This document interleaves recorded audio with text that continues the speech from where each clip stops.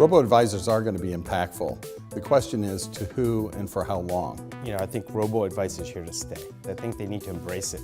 And the reality is it's a natural progression between a retail channel where there were individual investors to an advice channel where advisors are used to doing the work on behalf of their clients. We know that the next gen of investors and advisors are really looking for more digital engagement.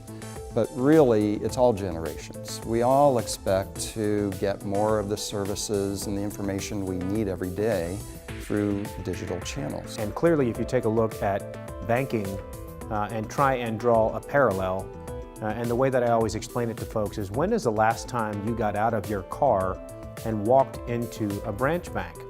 Most banking these days is done online, even to the point now with the emergence of being able to do a mobile deposit that you hardly ever have to go into a branch bank. From a threat standpoint, I think there are a certain subset of advisors who, if their value proposition is only about asset management and not holistic financial planning, are going to see some challenges, especially from price pressure and being able to compete with the robo-advisors.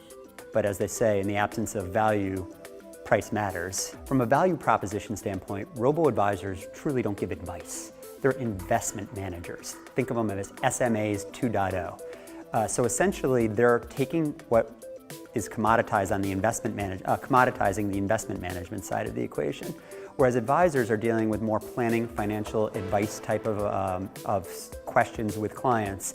So the spouse who's grieving a lost spouse, trying to plan about how to title accounts to best optimize potential college structure for kids. Those are type of things that robo-advisors, as they're called today, don't do from a value proposition standpoint. Should advisors be fearful of the robo-advisor solutions that are emerging in the market?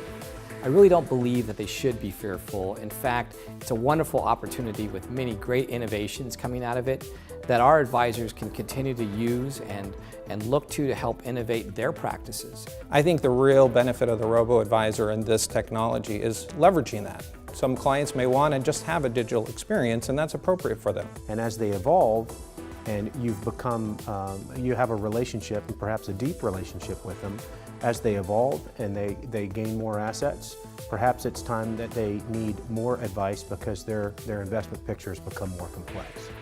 At Cambridge, we think about more digital advice, not strictly robo-advice, but digital advice where an advisor is still fundamentally managing the relationship, but using digital technology to deliver advice. And that really allows the advisor and the investor to find the right balance between digital delivery or traditional advice. And for most people, it's going to be a combination of those two things.